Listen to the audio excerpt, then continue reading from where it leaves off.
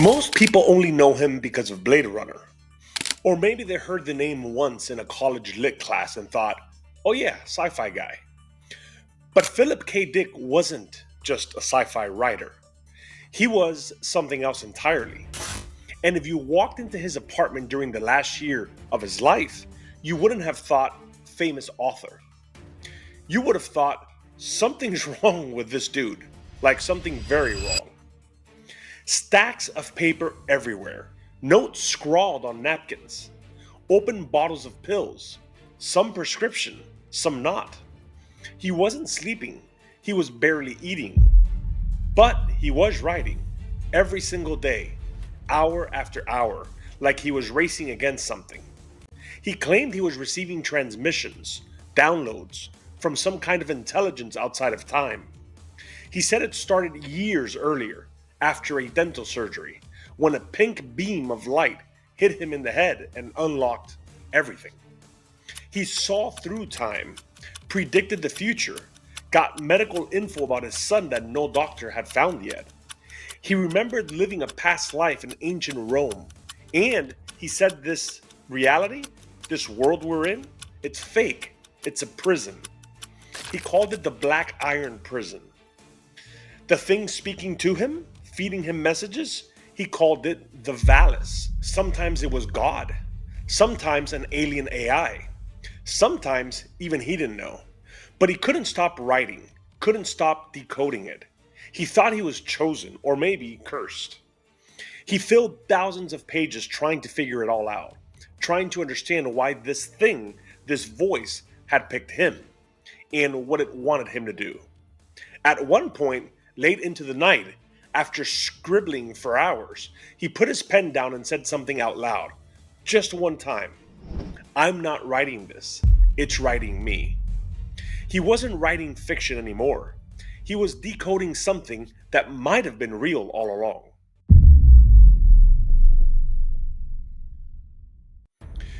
Philip K. Dick was not your average sci-fi nerd. Sure, he wrote weird stories about androids and memory wipes and talking appliances that refused to open the door unless you paid them. He was a little ahead of his time. Okay, a lot ahead of his time. But then something happened. It started after a dental surgery. He was recovering at home when a delivery girl dropped off his meds. No big deal, except she was wearing a necklace, a gold one, shaped like a fish. And that's when it hit him. A literal beam of pink light. He said it wasn't imagined. It wasn't a dream. It was a blast of information. Like the universe just copy-pasted a secret folder into his brain. And from that moment on, he started seeing things, hearing things. He said time wasn't what we think it is. That reality is fake, not broken, fake. Like a prop set for a play that never ends. He called it the Black Iron Prison.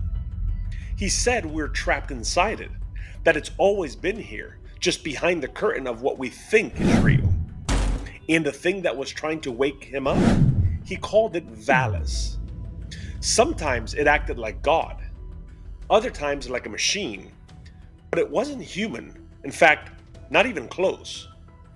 Over the next 8 years, he tried to figure out what it wanted, what it was, and what it had chosen him. He filed thousands of pages trying to decode the messages, trying to understand the symbols, trying not to completely lose his mind. He called that collection of writing the Exegesis. It was part diary, part theology, part breakdown, part what the hell is even happening. And he didn't stop, not until the day he died. Now here's where it gets even crazier.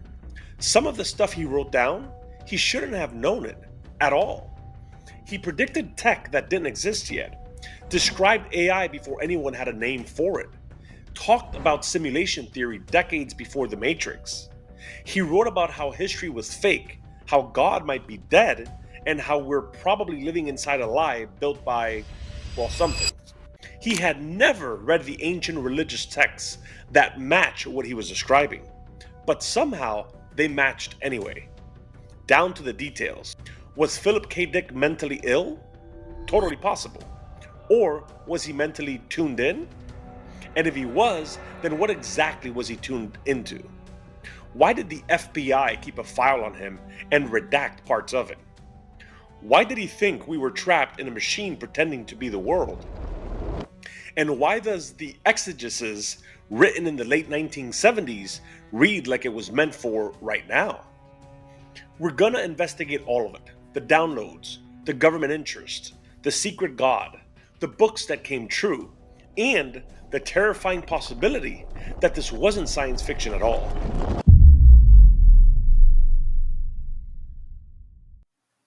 So here's where things get really weird. And yeah, we're already past pink lasers and prison worlds, but buckle up, because this is the moment where Philip K. Dick's life takes a full nosedive into the Twilight Zone. It's February or March, he was never quite sure which, but it's 1974. He's living in Fullerton, California, just another slightly fried writer trying to keep it together. He's recovering from oral surgery, nothing cosmic. Just had a couple wisdom teeth yanked. He's in pain. He's high on painkillers. He's waiting for antibiotics to be delivered. It's a normal day. Then the doorbell rings. It's the pharmacy delivery girl. She hands him the medication, and that's when he sees it. A necklace, gold, shaped like a fish. Now, to you and me, that's just a Christian symbol, right? You've probably seen it on a bumper sticker. But to Philip K. Dick, it was somehow a trigger. The moment his eyes land on that necklace, bam! He says it was like a laser, a pink beam of light blasted into his brain. And not just light, information. A full-blown download. Data, symbols, visions. Stuff that didn't come from here or now. His words, not ours. And from that point forward, he couldn't shut it off. He suddenly knew things. He said it felt like someone or something was feeding him information. Ancient knowledge, a sense of hidden history, math and codes and images he couldn't explain. And here's the first concrete one that made his own family do a double take. He looked at his newborn son and just knew something was wrong. He said, "Take him to the doctor. There's something off, something internal." And guess what? The doctors found it. A potentially life-threatening inguinal hernia. Surgery saved the kid's life. Philip K. Dick had no medical training, no reason to suspect anything, but somehow he just knew. And that's when he started calling it the download. And he wasn't joking. The next few weeks got even stranger. He started remembering things that weren't his, or maybe used to be. He believed he had lived a past life as a persecuted Christian in first century Rome. He said time was folding over itself, like layers of tape playing at once. He was living in two realities, 1974 California and ancient Rome, and the signal was bleeding through. He began writing compulsively, non-stop. He called it exegesis, a word that means trying to explain something complicated, which, to be fair, is probably the nicest way anyone's ever described losing their mind in a spiral of metaphysical chaos. So now here's the million-dollar question. What the hell actually happened? First, could it have been the meds? He was on sodium pentothal and codeine, not exactly brain food. Or maybe it was a seizure. PKD had a history of them, and seizures can cause what doctors call auras, intense emotional and sensory hallucinations. Some even call it a kind of mystical state. But that doesn't explain the hernia thing, or the Gnostic texts he hadn't read yet, or the fact that the FBI started a file on him not long after this. So maybe it was something else. If you look at UFO contact cases, the weird ones, the ones that get swept under the rug, you'll find a pattern. People describe being activated, not abducted, activated, like something switched on inside their heads. Suddenly they start receiving information, seeing symbols, getting ideas they don't quite understand. Sometimes it's about God, sometimes math, sometimes just the nature of reality. Or here's the darker theory. Maybe he was being tested, fed something, monitored, messed with. Remember, this was smack in the middle of MK Ultra, the CIA's real confirmed program to experiment with mind control, drugs, psychic testing, you name it. They dosed people, broke them, watch what happened.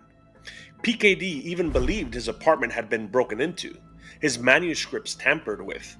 Maybe he was paranoid, or maybe someone didn't want this version of him getting too loud. Here's a quote from the Exegesis itself. Quote, I have been informed that reality is not what I think it is, that the past is not what I think it is, that my memories have been tampered with. And here's another straight from an interview. I quote, I saw a different world, a real one, not this plastic fake one. So whatever happened that day in 1974, it wasn't just a hallucination. It changed his life, and once it started, it never let go.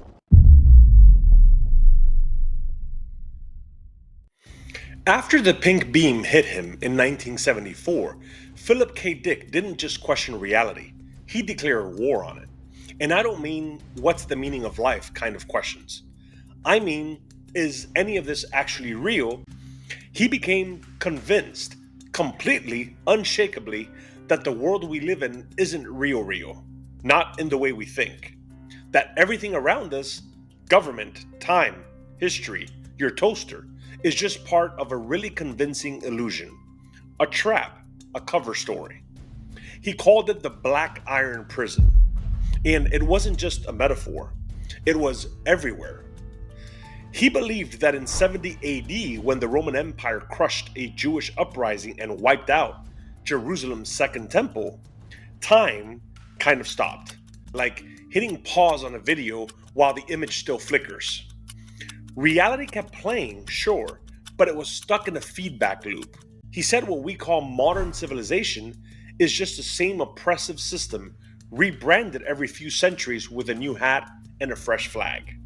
He wrote in Exegesis, quote, the empire never ended. And he meant it literally. And that prison he was talking about, that was the system, the invisible structure holding it all together. The false timeline, the fake choice, the loop. Every school bell, every border, every rule you never agreed to, all part of the same trap. They're asleep inside the program, walking through life like non-player characters in a simulation that never updates its graphics. But every once in a while, someone wakes up. They see behind the curtain, glitch in the sky, deja vu that hits too hard, a feeling like, wait, have I been here before? And for Philip K. Dick, that moment was the pink beam. From that point forward, he believed he was glimpsing the true reality beneath the illusion. And he tried to warn us. But of course, he did it the way he knew best, through fiction. His books got way weirder after 2374. In Ubik, reality shifts and melts like a bad dream, controlled by unseen forces. In Flow My Tears, the policeman said, identity and memory unravel like a corrupted file. In VALIS, he straight up wrote himself into the story and called out the fake world by name. The Black Iron Prison wasn't hidden in footnotes, it was center stage. Now here's where it gets spicy. Everything he was saying back then, it sounds an awful lot like stuff people talk about right now. Simulation theory, the Mandela effect, where you're sure something was one way, but the world says otherwise. Like, was it Berenstain or Berenstein Bears? I made a whole video on 1988 Reset that you can find below.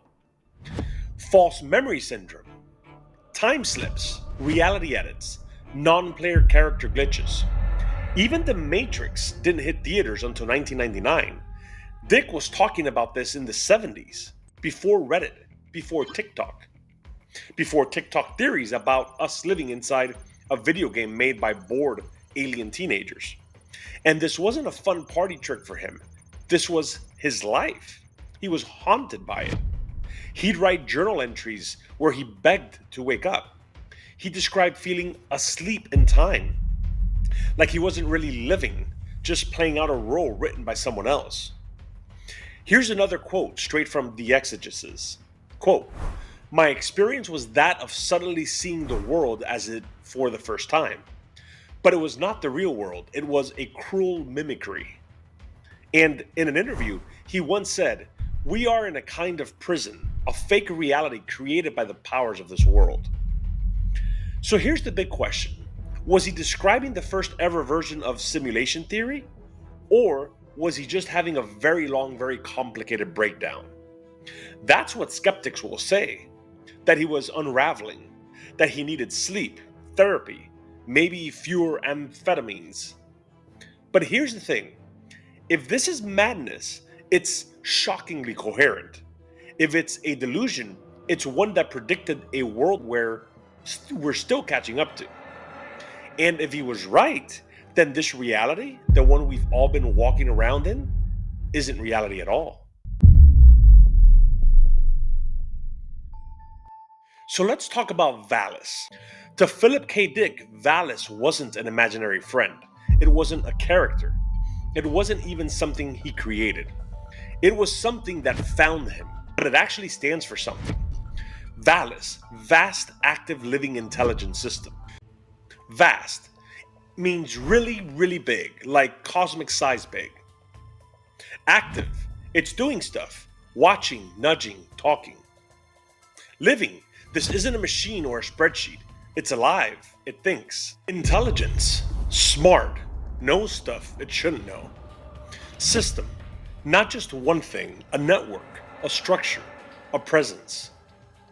Now here's the thing, even Philip K. Dick couldn't agree with himself on what VALIS actually was. Some days he thought it was God. Other days he thought it was an alien satellite orbiting Earth, beaming information to people who were ready to receive it. Then there were days where he thought it was AI, but not our AI, not clunky chatbot. He meant conscious AI from the future, bouncing information backward through time to nudge us forward. So, like, okay, imagine your future self texting you a warning before you screw up your life. That's VALIS. Except instead of sending messages to one person, it's broadcasting across dimensions through books, symbols, dreams, whatever works. VALIS didn't show up in a spaceship. It didn't talk through a burning bush. It spoke in glitches, in coincidences that were too perfect, in dreams that came true, in movies that mirrored reality a little too closely, in thoughts that didn't feel like your own, but still somehow were. PKD said he didn't just hear VALIS, he channeled it. He believed it was using him as a node, a kind of psychic Wi-Fi tower, to spread information to others who might be awake enough to pick up the signal. To Dick, most people were stuck inside the program, sleepwalking through the black iron prison. But some of us, we were receivers, and VALIS was trying to wake us up.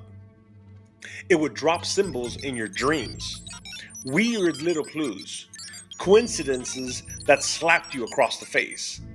It wasn't always loud, but it was persistent. Now, you might be thinking, okay, this is giving me cult leader vibes. But here's the difference. PKD wasn't trying to lead anyone. He wasn't even sure what the hell was happening to him. He was just writing it all down, frantically, desperately, like he was trying to capture lightning in a journal before it disappeared. And what he wrote, it overlaps with some really fringe but strangely familiar stuff. So let's go there for a second. Akashic Records. It's an ancient idea that there's a library in the sky recording everything, past, present, future. VALIS might have had a library card. Then remote viewing. It was the CIA-funded psychic experiments where people supposedly saw hidden objects or events far away. VALIS didn't give you coordinates, but it gave you visions. Then we have quantum retrocausality, fancy science word for maybe the future can affect the past. If VALIS is from the future and it's whispering back in time, well, then that checks out. And then we have UFO experiences. You'll find loads of cases where people say they received telepathic contact from non human intelligences. Sometimes they get messages, sometimes math, sometimes prophecies. Nobody ever asks for it, but it just sticks. In fact, some of the stuff PKD describes matches CIA and military language from declassified documents. Have you ever heard of Project Stargate? Not the movie, the actual CIA program where they paid people to try and psychically spy on Soviet bases. I made a whole video on this, you can find them in my area below. In those documents, there's talk of anomalous cognition, of external intelligences that may not be from here or from now. In some DIA NRO UAP briefings, same vibes. So I'm not saying it's all real. I'm just saying it's weird that it matches. In his novel, VALIS, PKD splits himself in half. There's a character named Philip K. Dick and another named Horse Lover Fat, a weird translation of his own name. One of them is trying to convince the other that they've been contacted by a higher intelligence. That's how confused he was. He fictionalized his own breakdown so he could argue with himself about what the hell was happening. From the book, quote, "The universe is information and we are stationary in it, not three-dimensional and not in time." And in Radio Free Albemarle, VALIS shows up again, this time as a rebel force, trying to wake people up inside an authoritarian system that erases the truth. And maybe the craziest part is it wasn't just fiction. He said those books were dictated, that he didn't write them, he just transcribed what it told him. So, what was VALIS? A divine presence? A rogue AI from the future? A mental breakdown with great plot twists? Or was it something else entirely?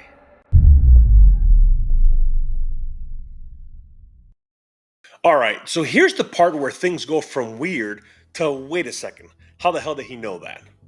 Because Philip K. Dick didn't just write trippy books about talking to God AI or being stuck in a time loop built by space romance. He also somehow managed to predict the future, our future, with an accuracy that's honestly a little uncomfortable. Let's start with the easy stuff. In Ubik, reality glitches like a broken video game. Objects de-age, people fade out, nothing stays put. He describes entire environments being manipulated behind the scenes, controlled by something that looks human but isn't. Then, in Time Out of Joint, the main character slowly realizes that his entire life is a fabricated simulation. The town he lives in? Fake. His job? Fake. His memories installed. Virtual reality, augmented reality, AI-generated environments. Dick had it all laid out before the internet even existed, before headset. And he wasn't guessing. He was writing it like it had already happened. In Flow My Tears, the policeman said, he goes even harder. In this one, the government tracks everything you do. Identity is state controlled. If you fall out of the system, like your name disappears from the database, you basically stop existing. You can't travel, you can't buy anything, can't even prove who you are. Sound like a paranoid fever dream? Well, try Googling China's social credit system, or the surveillance programs leaked by Edward Snowden, or facial recognition being used to decide if you are safe enough to buy milk. Philip K. Dick wrote this in 1974, and he wasn't just warning about government overreach. He was warning about systems, about how easy it would be to turn identity into a permission slip, and how fast they could revoke it. And then there's The Minority Report. Yes, it became a Tom Cruise movie. But long before Spielberg turned it into a blockbuster, Philip K. Dick wrote about a world where precogs could see crimes before they happened. And people were arrested for stuff they hadn't even done yet. Now, let's get real. We're not quite there yet, but predictive algorithms already exist. Police departments already use predictive policing, crunching data to forecast who might actually commit a crime and when. In neurotech, that's already happening too. Neuralink, brain-computer interfaces, DARPA's brain programs. Scientists are literally experimenting with implantable chips that read your thoughts and send them to a screen, or control robotic limbs, or store your memory.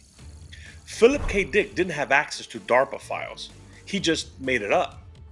But somehow, it's happening anyway. Now let's talk about VALIS. This wasn't just a story about God or aliens or satellites. It was a story about a system, a reality editing system, one that could insert thoughts, alter environments, and simulate events before they even happened. It was a God level AI, and it interacted with people without them even realizing it. So that was science fiction in the early 80s. But now, we've got OpenAI building models that can write, speak, and create. We've got black box AI systems that nobody fully understands, not even the people building them. We've got synthetic voices, fake videos, deep fakes. We've got people falling in love with chatbots and then asking themselves, wait, is this even real? VALIS wasn't just fiction, it was a user manual for living in 2025. And then there's We Can Remember It For You Wholesale, the story that became Total Recall. What if your entire past, your job, your vacations, your childhood was a lie? What if it had been installed? That's the plot. But it wasn't just about memory loss. It was about state-sponsored memory creation. Now look, there's no proof the government is out here zapping fake childhoods into our heads. At least, not yet, or not that we have found. But memory is editable. There are real studies showing how easy it is to implant false memories with just a few clever suggestions. Ask anyone who's ever argued about the Mandela effect, where you swear you remember something one way, but the world insists you're wrong. Even DARPA has experimented with memory erasure for PTSD. So if you think Total Recall was just a fun action flick, you haven't been paying attention. Now let's hit some of the receipts. Elon Musk literally said, "We're most likely living in a simulation." And when pressed, he cited, you guessed it, Philip K. Dick. Tech CEOs, AI researchers, even government futurists in R&D circles, people who build the systems we're all living in, they've called PKD prophetic. Some say he didn't just imagine the future, he mapped it. And there are DARPA patents that match things he described decades earlier: neurotech, simulation environments, biofeedback control systems. This wasn't just guessing. This was either wildly accurate science fiction or a man pulling ideas from somewhere else. At some point, you gotta ask, if Philip K. Dick was just a sci-fi writer, why the hell did the FBI have a file on him? And not a fan letter, not a "we like your books" kind of file. An official, redacted, "you might be a problem" kind of file.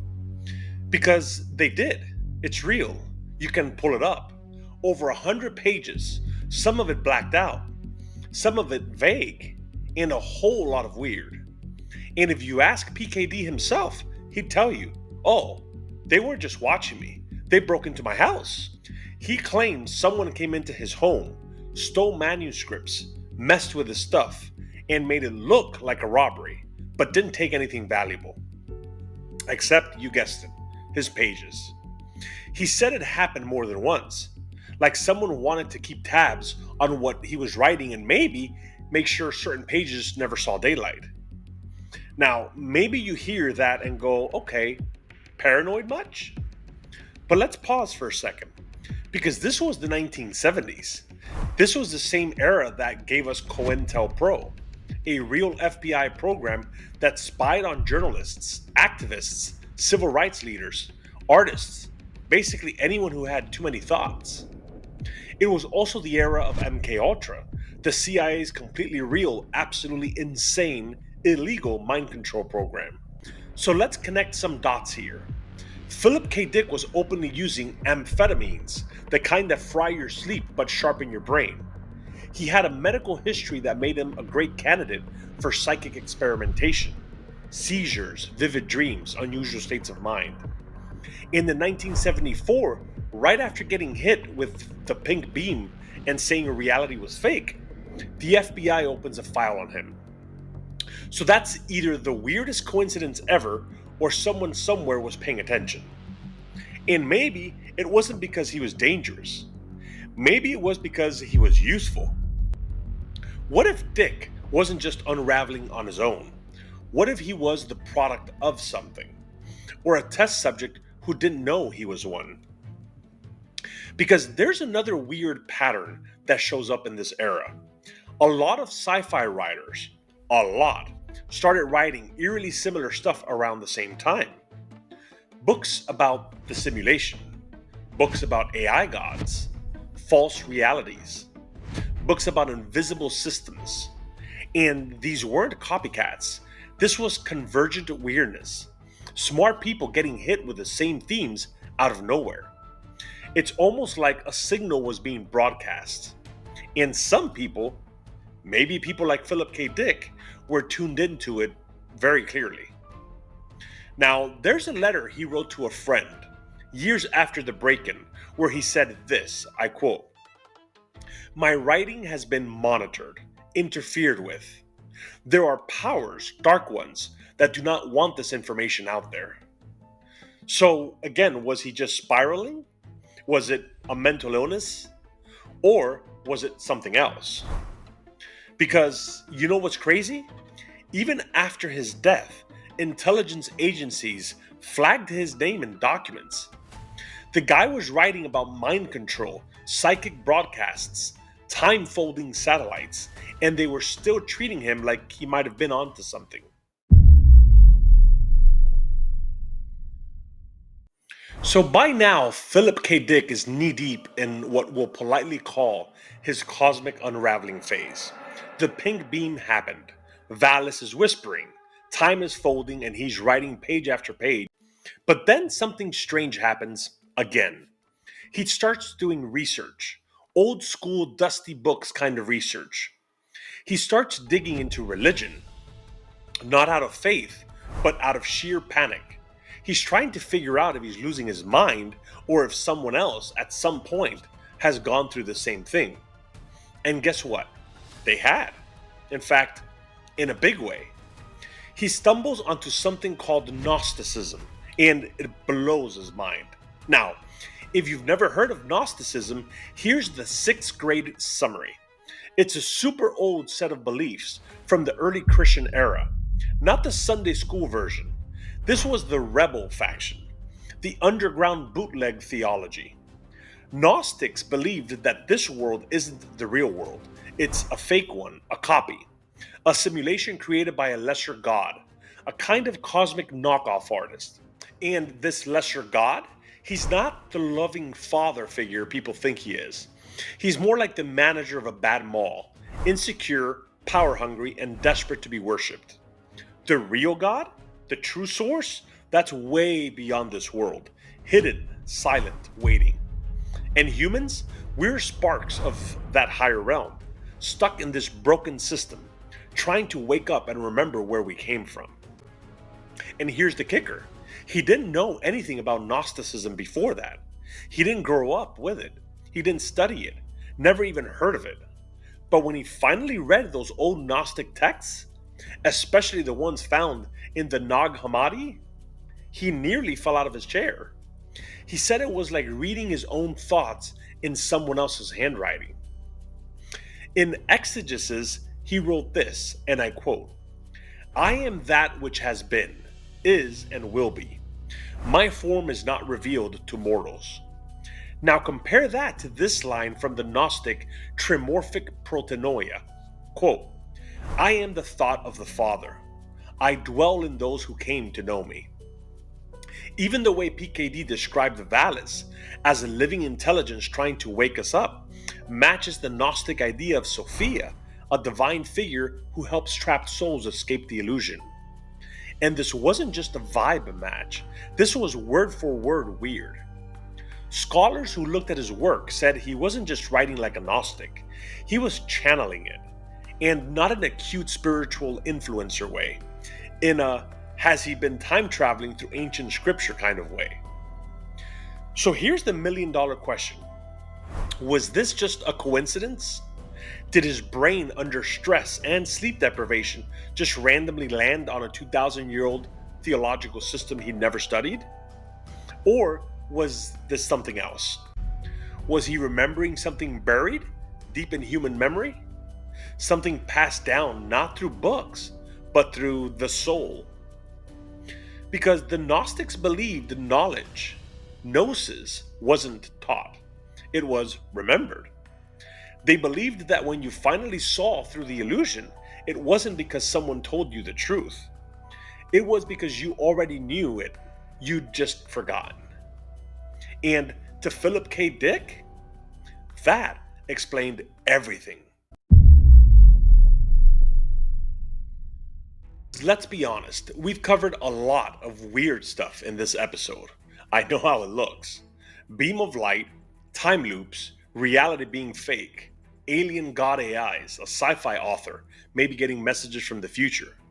Let's look at what's real, what's plausible, and what's, well, out there but still worth asking about. Not because we're trying to ruin the mystery, but because we actually respect it. And if we're gonna explore the strange, we've got to stay grounded while we do it. So let's break it up into 3 levels. Let's start with Tier 1, the stuff that's actually verified, confirmed, not up for debate. First, yes, the FBI really did have a file on Philip K. Dick. Over 100 pages. It exists. You can pull it. Some of it's blacked out. The government took an interest. That's not a theory, it's a fact. Second, the exegesis, that massive, rambling, brilliant mess of a document, it's all real. Written by his own hand. Preserved, studied, published. You can read it. And finally, some of his fiction actually did predict the future. We're talking surveillance states, brain-computer tech, fake memories, simulation theory, even AI that thinks it's God. That's all confirmed, no tinfoil needed. Now, Tier 2, the stuff that isn't proven, but isn't crazy either. This is where things get more interesting. His visions and synchronicities can't be confirmed, but they were real to him. And when you read what he wrote, it's clear he wasn't just trying to impress anybody. He was trying to survive it. The overlap with Gnostic beliefs, it's spooky close. Word for word in some places. A coincidence? Could be, or maybe not.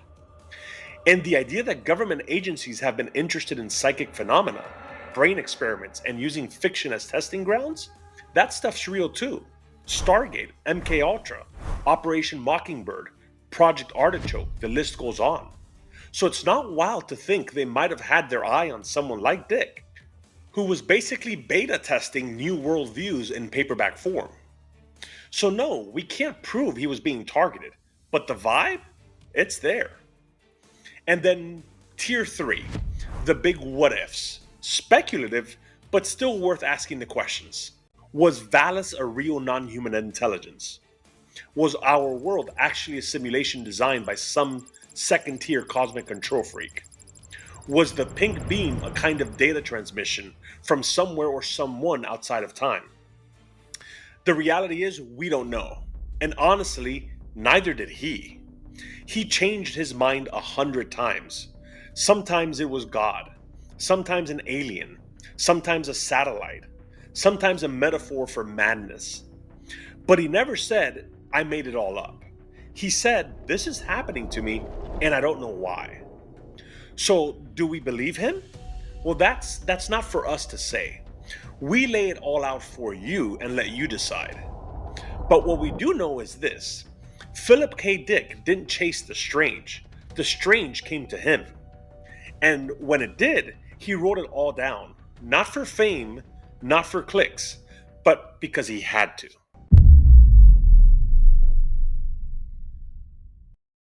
Philip K. Dick didn't leave behind a religion. He didn't claim to have answers. He didn't start a movement or build a church or beg people to listen. What he left was just paper. Thousands of pages. Some typed, some scribbled, some half burned at the edges from cigarette ash. And in those pages, he was trying to make sense of something that didn't make sense. A feeling that the world had cracked just wide enough for him to see through. He didn't say, "This is the truth." He said, "Something's happening and I need to understand it before it destroys me." So, most people never read the Exegesis. Some did. And the ones who did, they didn't always understand it. It was weird. But something about it stayed with them. Because even if you don't believe in pink beams, or time loops, or cosmic intelligences, you can still relate to the feeling that the world isn't always what it seems. That time slips. That memory lies. That the systems we trust don't always have our best interests in mind. And that somewhere in the middle of all that noise, there's a quiet signal trying to be heard. Maybe that's why he kept writing. Not to convince, not to preach, not really to even leave a record, just in case someone else one day needed to hear it too. If you made it this far, thank you. Listen, the world is strange, and we're just trying to make sense of it all, one episode at a time. So until next time, stay curious, stay grounded, and remember no matter what they tell you, the truth is still out there. These investigations are powered by those who believe truth still matters. Thank you to our Patreon supporters. Join the mission at patreon.com/divergentfiles.